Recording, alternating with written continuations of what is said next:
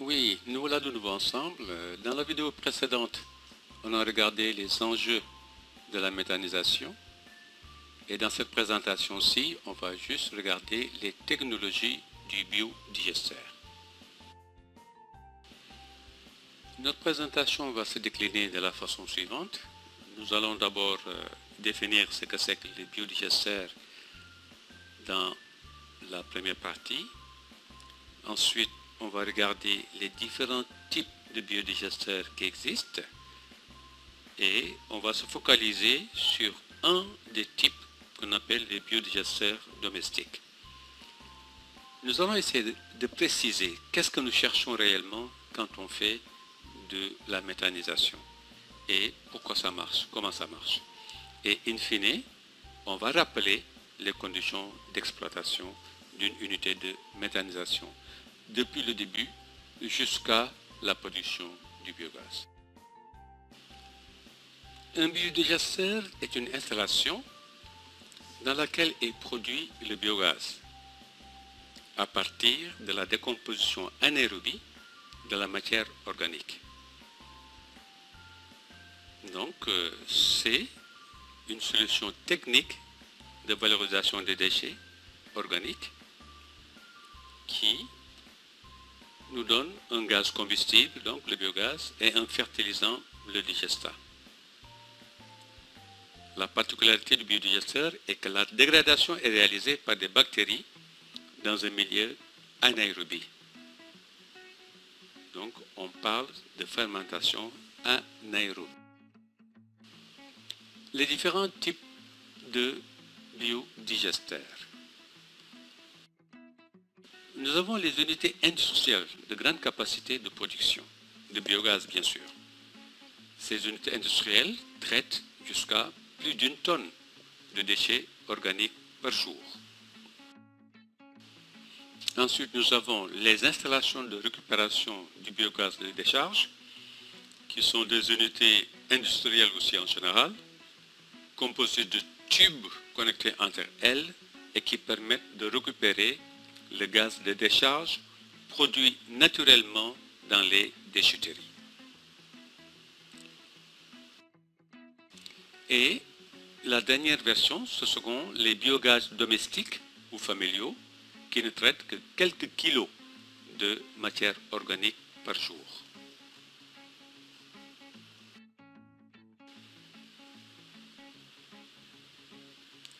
Au niveau des biogaz domestiques qui nous intéressent le plus dans cette présentation-là, il y a plusieurs types de biogaz domestiques. Et les plus courants, ce sont les biogaz à dôme flottant. Quand on parle de dôme, on s'adresse à cet aspect-là. Ça, c'est le dôme. Donc, on dit un dôme flottant parce qu'il flotte. Excusez-moi de la redondance. Les biogaz à dôme fixe, là, ils sont solides et solidifiés. C'est juste un bloc qui est le second aspect. Et les biogaz à souple, à géomembrane, qui peuvent se décliner sous beaucoup d'aspects, mais souvent c'est une membrane simple qui est utilisée comme contenant et c'est une structure très souple. Regardons les biodigesters domestiques à dôme flottant. Ces biodigesters domestiques à dôme flottant, il y en a de plusieurs ordres. Ils peuvent être métalliques d'origine. Donc le biodigester se soulève et s'abaisse selon la quantité de biogaz contenue dans le digester. C'est pour ça d'ailleurs on parle de flottants. Donc ils peuvent être métalliques, ils peuvent être en PVC, comme ici, dans cette présentation-là, mais ils peuvent être maçonnés, où c'est juste le dôme qui monte et qui descend en fonction de la quantité de biogaz contenue dans le digester. Dans cette version-ci, la partie digester est enterrée et il n'y a que la partie émergée qui est le dôme.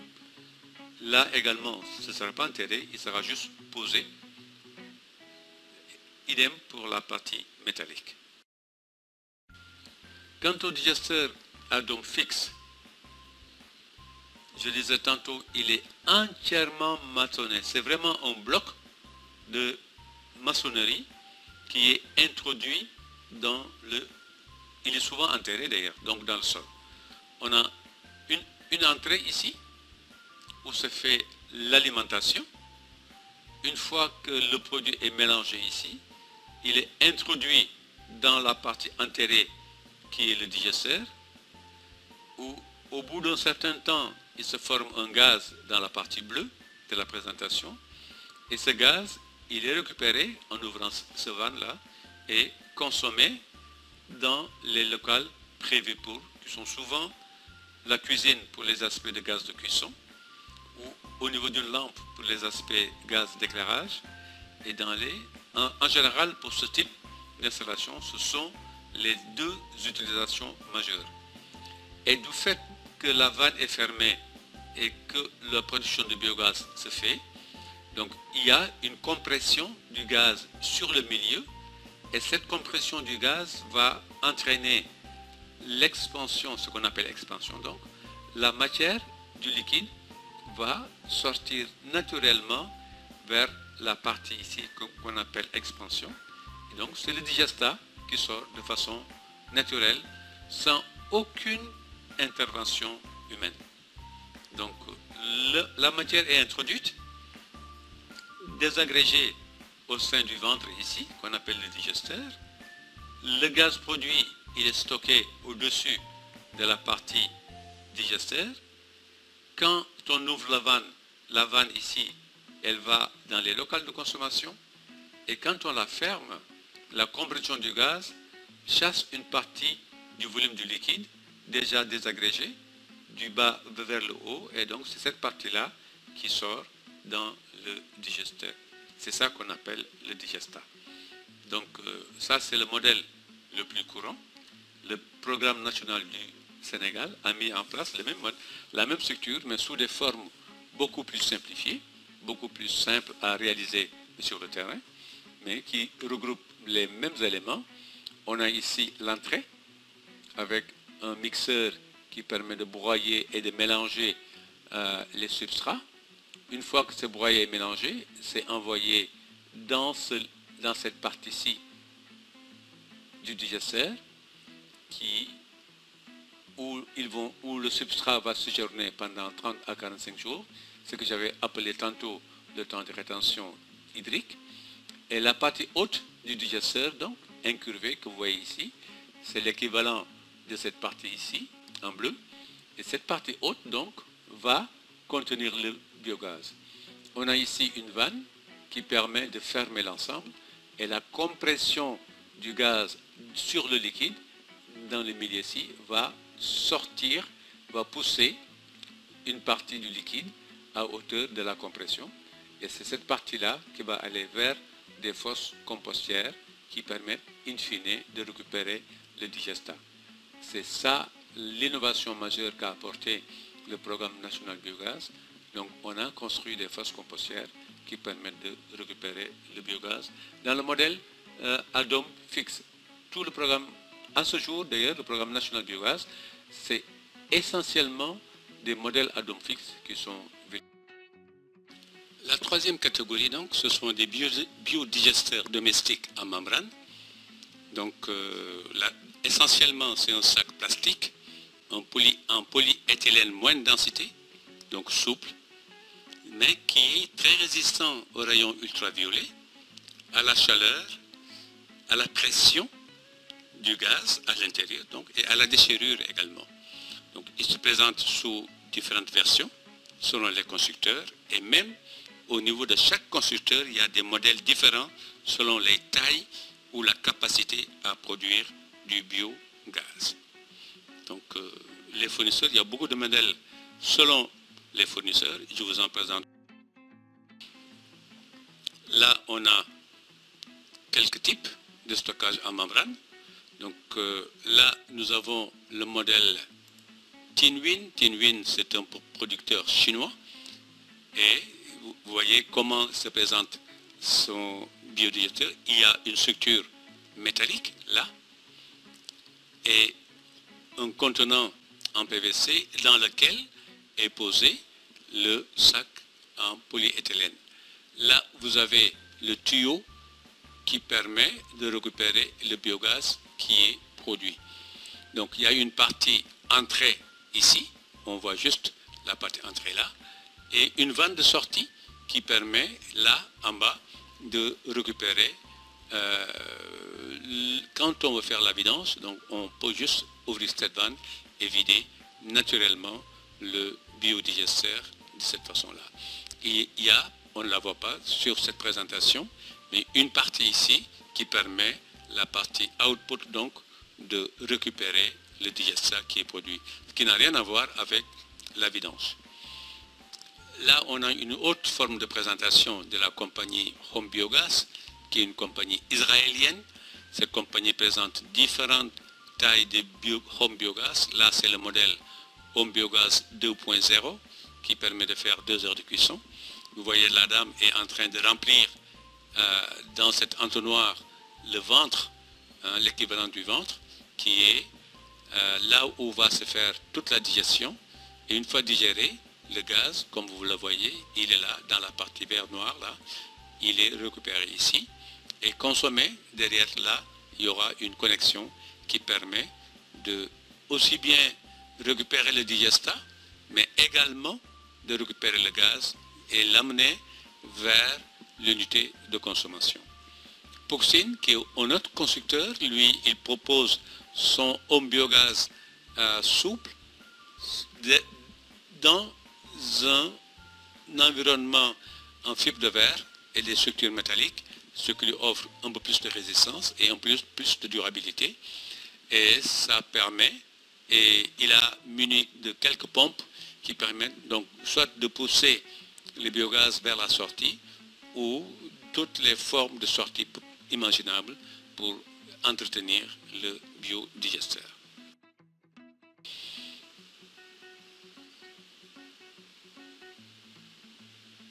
En dehors, donc, on a vu des aspects chargement, structure proprement dite.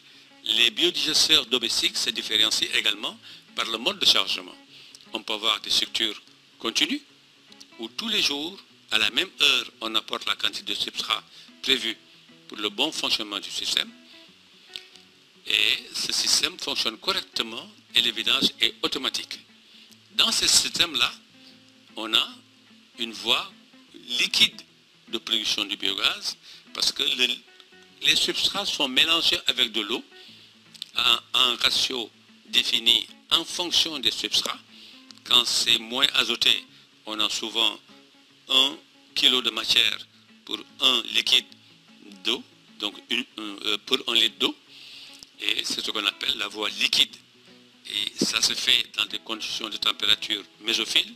Rappelez-vous ce que je disais dans la vidéo précédente, dans les conditions préalables. Donc la température a un rôle à jouer. Et dans les voies liquides de production de biogaz, on a des températures mésophiles entre 25 et 45 degrés. Et le digestat qui en sort, c'est du digestat liquide à 80%. Dans les autres types de fonctionnement discontinu, c'est souvent les biodigesteurs à dôme flottant. Donc certains types en tout cas de biodigesteurs à dôme flottant. On charge une seule fois et on ferme jusqu'à la fin de la production du biogaz et on fait le vidange. Alors dans ces cas comme ça, c'est ce qu'on appelle la production du biogaz par voie sèche, parce que le produit est rempli une seule fois, sans mélange, et l'eau était déjà dans le récipient.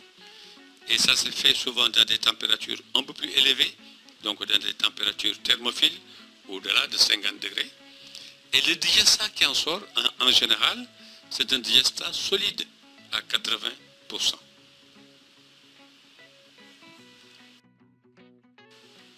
Mais que cherchons-nous dans la production de biogaz? Que cherchons-nous? Alors, ce que nous cherchons, c'est du biogaz et un autre produit qu'on appelle un digestat.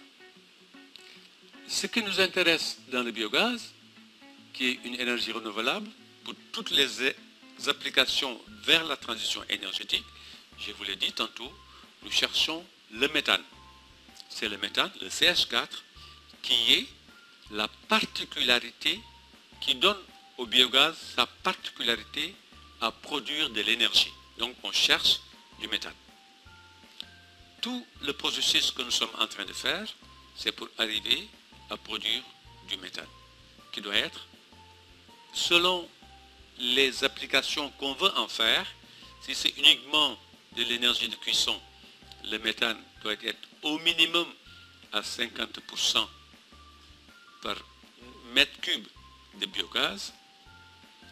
Si c'est pour d'autres types d'applications, par exemple dans un moteur pour la production d'électricité, on nettoie ou on enlève les autres aspects comme le CO2, on le diminue, mais c'est surtout l'hydrogène sulfuré ou le dihydrogène sulfuré qui est enlevé parce que ça crée de l'acidité et notre moteur cliquette en général.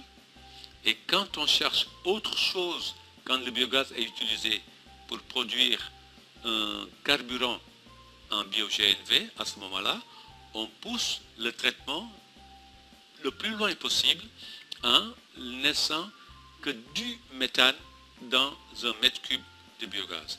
On va pousser le traitement jusqu'à 95% de méthane pour produire un carburant naturel, biologique, qu'on appelle le biogaz naturel de voiture.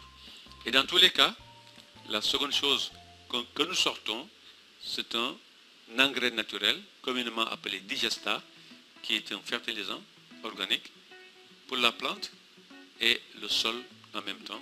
Donc c'est ça, vers la transition agroécologique. Donc qu'est-ce qu'on cherche? C'est du méthane dans le biogaz et du fertilisant naturel. Et pourquoi ça marche? Pour que ça marche, il faut les trois conditions que vous voyez. Il faut qu'on soit en milieu anaérobie, sinon on n'est pas dans la méthanisation. Il faut des conditions de température et de pH maîtrisées. Et le troisième aspect, c'est le titrage ou le taux de méthane dans un mètre cube de biogaz. Il faut qu'il soit supérieur à 55%. Mais également, même si je ne le montre pas ici, il ne faut pas que le taux de carbone soit trop élevé pour qu'on puisse avoir une flamme.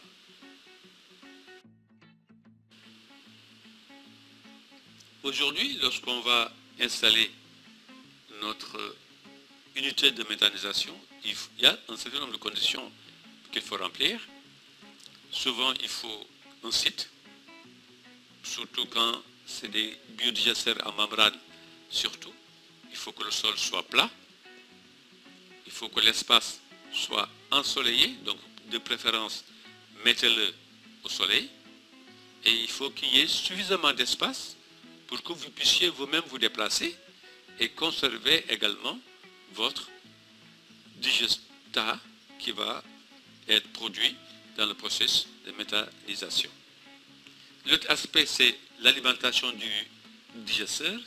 Il faut qu'il soit régulier, je disais tous les jours, en quantité et en qualité. La ration alimentaire doit être bien préparée, c'est-à-dire qu'il faut respecter les ratios définis souvent par les concepteurs. Et en général, c'est 1 kg de matière pour 1 litre d'eau dans les conditions dans lesquelles on produit du biogaz, 1 litre d'eau pour 1 kg de matière. Et il faut faire un mélange homogène et rendre infiniment petits les grumeaux ou les particules solides. C'est ce qu'on appelle donc les conditions. L'autre condition d'exploitation, il ne faudrait pas, il faudrait juste utiliser que de la bouse de vache pour le démarrage de l'activité de méthanisation.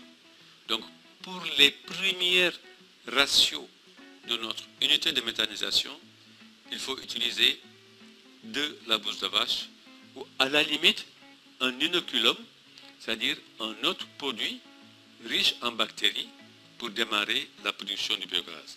Ça se passe dans les 30 à 45 premiers jours. Et une fois qu'on a stabilisé la production du biogaz, on va commencer maintenant à utiliser d'autres substrats selon la disponibilité dans les milieux où vous êtes. Il faut disposer donc d'outils également de vérification des conditions dont je parlais tantôt. La température, il faut un thermomètre, et le pH. On peut utiliser un ruban à pH à défaut d'un pH mètre. Mais l'idéal, c'est vraiment de faire appel à des spécialistes et surtout, quand vous êtes dans des conditions d'exploitation, portez vos équipements de protection individuelle. C'est indispensable pour la sécurité de votre exploitation, mais également la vôtre. Le slide que vous voyez, il vous présente à peu près les différentes étapes de l'installation d'un biodigesteur à membrane. Là, nous avons d'abord choisi un espace aéré, ensoleillé, même s'il y a un arbre tout à fait à droite, mais il ne nous dérange pas du tout dans l'installation que nous sommes en train de poser. On s'est d'abord intéressé au sol pour regarder est-ce qu'il était bien plat en utilisant un niveau de maçon. Peut-être il y aura d'autres méthodes pour identifier ou pour caractériser le sol. Une fois qu'on a trouvé des aspérités ou des dénivellements, on a utilisé une dame, archaïque certes, mais une dame quand même, pour aplanir le sol et avoir un endroit bien plat. Surtout, la platitude de l'espace est liée au fait qu'on a besoin d'un niveau correct d'eau dans notre digesteur. Et vous verrez que quand on introduit dans un endroit bien nivelé un volume de substrat dans le biodigesteur, le même volume sort dans la partie output. Donc une fois qu'on a aplani, nous avons rempli le digesteur d'eau. Donc le tuyau jaune que vous voyez ici a servi donc pour le remplissage du biodigesteur. C'est une des conditions d'ailleurs dont je n'ai pas parlé, mais il faut de l'eau. Il ne suffit pas d'avoir de substrat, mais il faut de l'eau. Ici, on a introduit 4 mètres cubes, 4000 litres d'eau dans le digesteur. C'était lié à la taille du biodigesteur que nous avons utilisé. On a préparé, emmené avec nous un mélange bouse et vache homogène, déjà bien mixé, et on a enlevé toutes les particules qu'il y avait dans la bouse de vache, les restes d'aliments non ingérés, et on a gardé que la partie fine, et on a alimenté notre digesteur par cette préparation que nous avons apportée derrière le restaurant ici, parce que c'était un biodigesteur installé derrière un restaurant. Donc on a mis le produit dans la partie input ici du digesteur. Donc nous avons alimenté dans le ventre du digesteur, et à la sortie donc, les mêmes quantités ici que nous avons introduites sortent dans le récipient qu'on a posé ici pour récupérer de l'eau. Là, ce n'est pas du digestat, c'est juste de l'eau. Voilà.